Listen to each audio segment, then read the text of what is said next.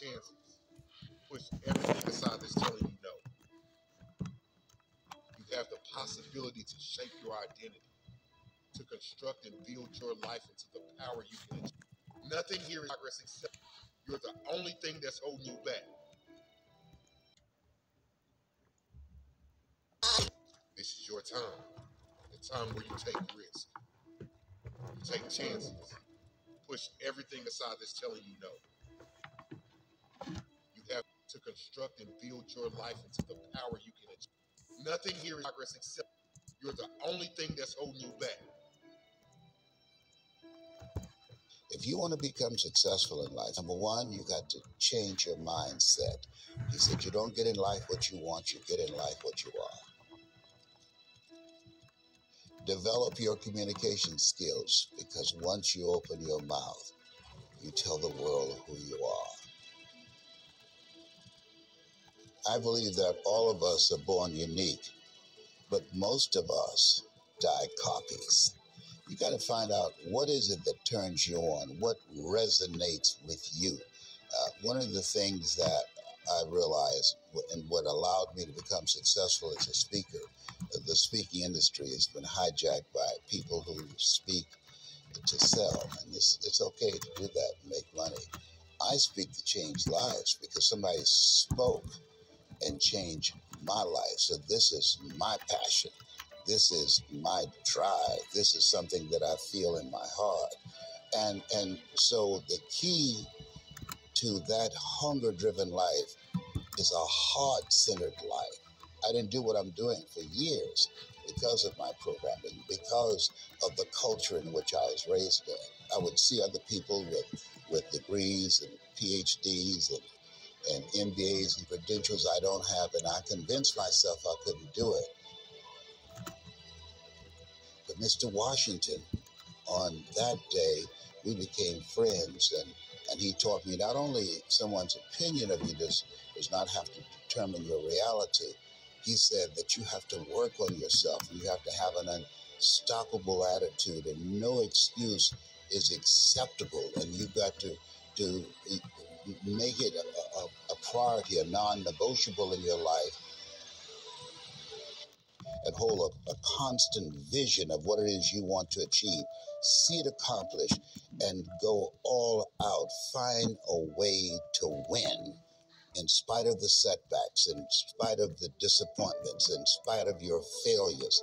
I tell people when I'm giving presentations, you will fail your way to success. I have a saying, is life knocks you down trying to land on your back, because if you can look up, you can get up. Never let a situation or circumstance define your life, no matter what it may be. And understanding that you got something inside of you that's greater than a situation or a circumstance, but you have to constantly believe it, and not only believe it, you have to make decisions and choices every single day that put you a step forward toward what you believe your destiny is.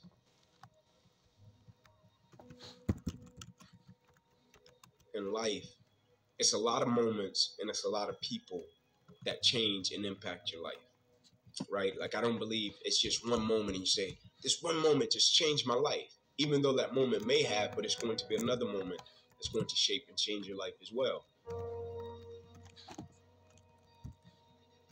Either somebody is in the midst of adversity or just came out of adversity, or it won't be long before they head into adversity. So you need to be prepared either way. And so we all go through adversity, opposition. I think that's the thing that makes us all in common as people, right? No matter if you're from London, Atlanta, Florida, California, New York, like, we're all going to go through something at some point or phase in our life, right? And as cliche as it sounds, when the quote says, it's never about what happens to you, it's about how you respond to it.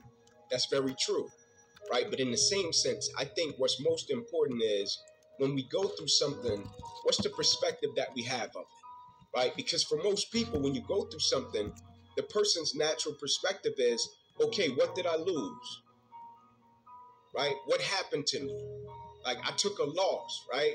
People never look at it and say, okay, man, tell me, what did you gain, right? Even though I know it hurt, you didn't want to go through it, but look at it in a way to where you can say, what's the lesson in this, right? What would you say life is trying to teach you from dealing with this? And so when I went through it, my perspective was, Okay, what can I extract from it to apply to other areas of people?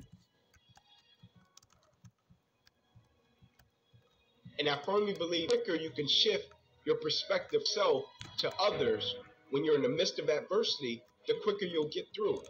Right? Martin Luther King has a quote that says, life's most persistent and urgent question is, what are you doing to help other people?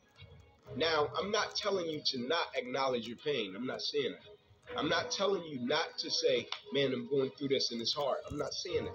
I'm saying when you go through it, look at it, step back from the picture and say, okay, I'm dealing with this. 9 out of 10 times, there's somebody else that's either dealt with it or they're going to deal with something similar to this. And if I deal with it in the right way, I can use it to add value to lives of other people.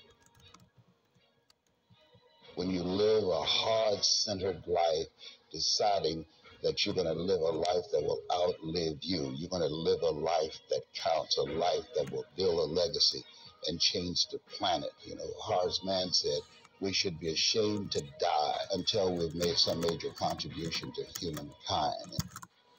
Get to know yourself. That I believe that we're taught, be ye not conformed to this world, be ye transformed by the renewing of your mind. Don't live the life that has been given you. When you go for a walk with someone, something happens without being spoken. He said either you adjust to their pace or they adjust to your pace. Whose pace have you adjusted to?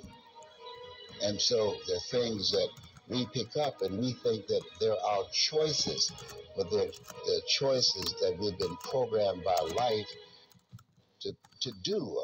When we leave our homes in the morning, we're bombarded with over 6,000 advertising hits through Facebook, through Twitter, through Instagram, through television, through our phones and through our communities, and through the computers. And so all of these things are impacting us every day.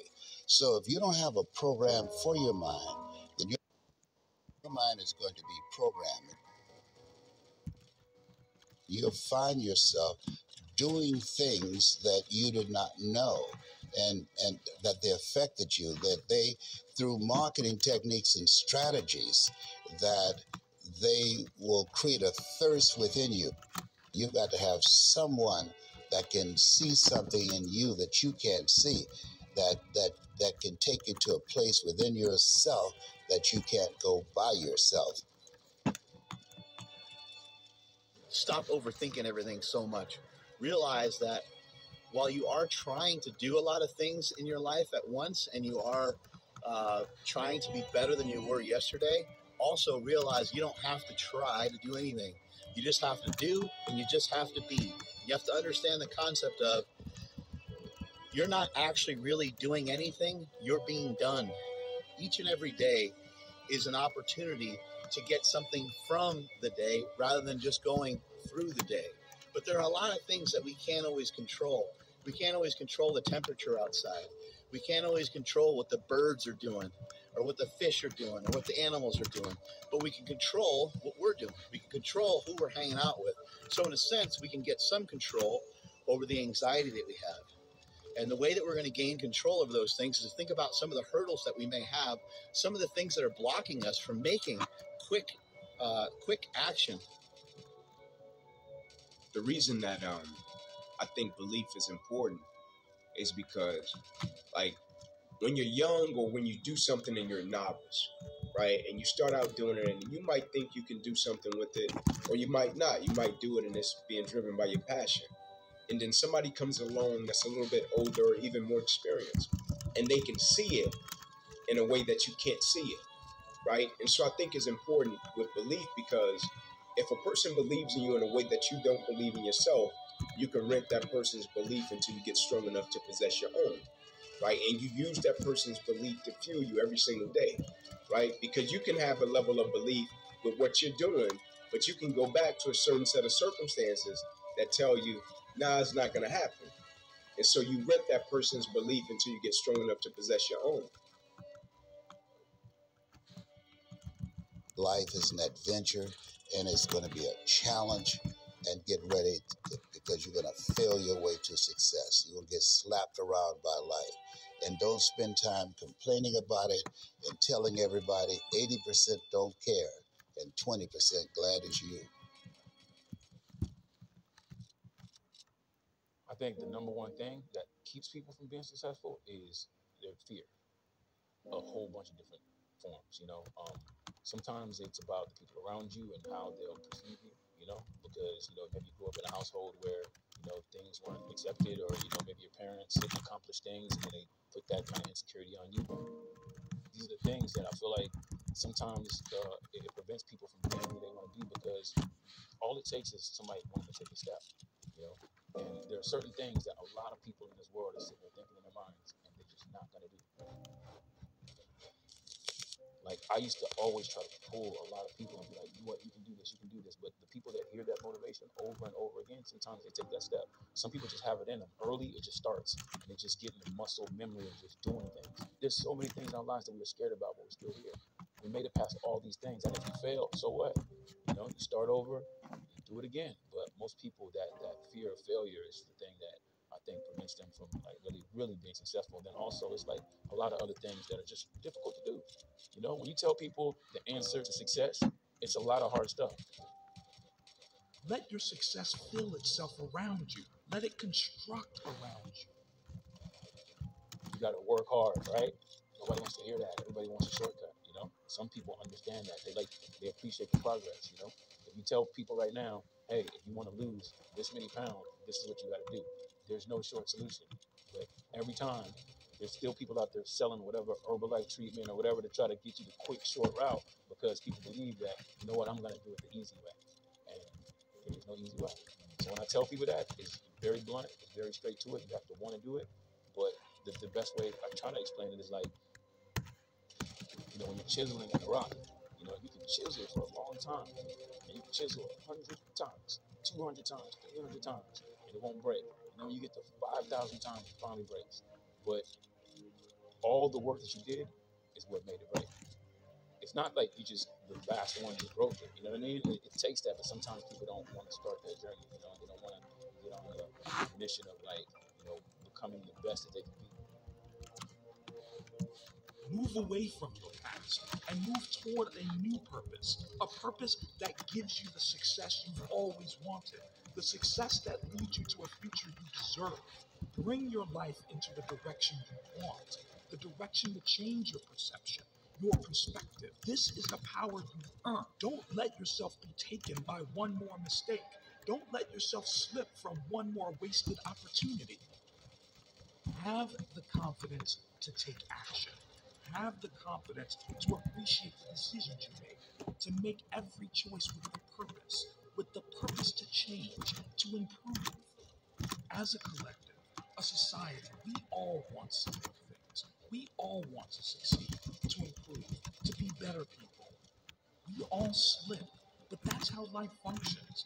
That's the only way for us to learn. You can be more. You can have more. I feel like we spend way more time in our own minds than we do talking to other people. Like, you really spend a lot of time trying to figure it out. There's all these thoughts that come to you, whether it's like, things around you, people talking to you, people close to you, things you see, TV, whatever, and you're bringing it, So I think it starts with having some like real understanding of what